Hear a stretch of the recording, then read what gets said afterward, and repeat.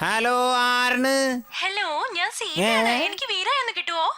ഇനിയിപ്പൊ പീഡിപ്പിച്ചെന്ന് പറയാനായിരിക്കും, നോക്കാം. അതെ, ഏതോ ഒരു ഗീതയോ സീതയോ ഫോണിൽ വിളിച്ചിട്ടുണ്ടോന്ന് ചോദിക്കണു. എന്തെങ്കിലും ഉണ്ട് വെച്ചാ കൊടുത്തോളൂ ട്ടോ. ഹലോ, ആരാ?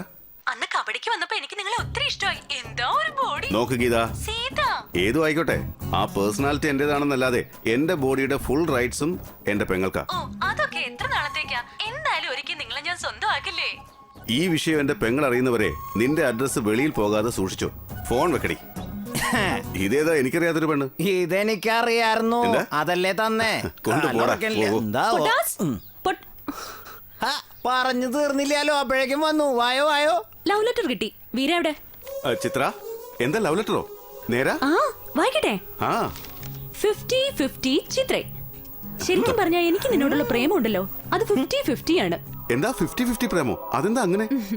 അത് തന്നെയാ ഈ 50-50. എന്താ 50-50 ചിത്രേ? 50-50 100%. ഇവനെന്തിനാ സംസാരിക്കുന്നേ? ഇവനാണോ അത് എഴുതിയത്? ഞാനല്ല എഴുതിയത്, എനിക്ക് എഴുതാറിയില്ല. എങ്കിൽ പിന്നെ എങ്ങനെയാ? ഇതൊക്കെ ഒരു ഊഹം വെച്ച് കാച്ചണല്ലേ. Next line. എന്റെ കളവിന്റെ വാതില് തുറന്നിട്ട് ഈ കളവെന്താ? അവിടെ അക്ഷരത്തിലില്ലാതെ എഴുതാനും അറിയില്ലേ? ബാക്കി കേട്ടോ. പാല ഗലാസം പിടിച്ചോണ്ട്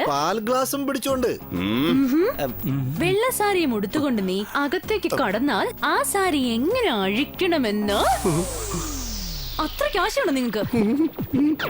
അനിയത്തി എന്താ എഴുതാൻ പറഞ്ഞത്? നീ എന്താ എഴുതിയത്? എന്ത് തോന്നിയാസോടെ നീ കാണിച്ചിരിക്കുന്നത്? അതിപ്പോ ഇത്തിരി പവർ കിട്ടാൻ വേണ്ടി ഞാൻ ഡോസ് കൂട്ടിയല്ലേ. വരട്ടെ, ഐഡിയ നിങ്ങളുടെ അനിയത്തിയുടേത്. എഴുതി നീ കഴുത. നിങ്ങൾക്ക് എന്താ എഴുതിയാല്? അതും മോളെ, സംഗതി എന്തായാലും ഏറ്റില്ല. അമ്മേ. ചിത്ര ചിത്ര ചിത്ര എടാ പൊട്ടാസെ, എന്തേ? ഈ സാഹിത്യമൊക്കെ നിനക്ക് എവിടെ നിന്ന് കിട്ടിയടാ? അത് നമ്മൾ എഴുതാനിരിക്കുമ്പോ അനർഗളം പ്രവഹിക്കണല്ലേ. ഉറക്കത്തിൽ ഇത് പ്രവഹിക്കോടാ? ഉറക്കത്തിൽ എല്ലാരും കൂടി ചേർന്ന് പ്രവഹിക്കില്ല. പോവേ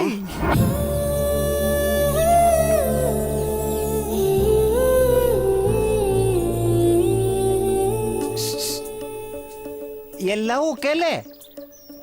ആക്കടാ, അവനെ കാണില്ലല്ലോ.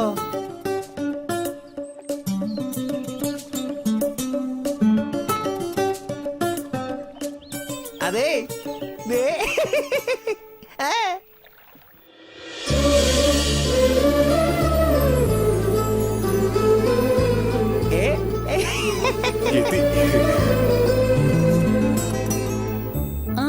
ചിത്ര, ആരുടെയും ഹെൽപ്പില്ലാതെ ഞാൻ തന്നെ പറയാ ഐ ലവ് യു. അത് പറയാനാ വന്നത്? സത്യമായിട്ട് ഇത് നിങ്ങളുടെ ഐഡിയ തന്നെ അല്ലേ? സത്യമായിട്ട് എന്റെ ഐഡിയ. ചിത്ര, നീ ഇത് തീർച്ചയായിട്ടും സ്വീകരിക്കണം.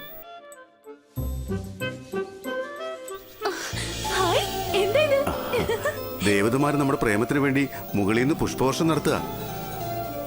സത്യമായിട്ടും? നിന്നാണ് സത്യം. എന്നും തൊട്ടേ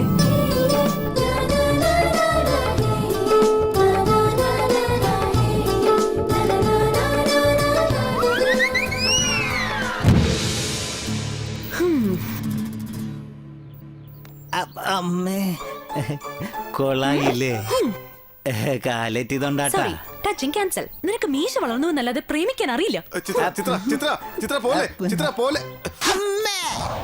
ഹലോ ഹലോ, ഞാൻ നിങ്ങളുടെ സീതയാ. എന്റെ ശബ്ദം ഇത്ര പെട്ടെന്ന് മറന്നോ? ഞാൻ നിങ്ങളെ ഇഷ്ടമാണെന്ന് പറയുമ്പോഴൊക്കെ നിങ്ങൾ എന്നെ ഇഷ്ടമല്ല എന്നാണല്ലോ പറയുന്നത്.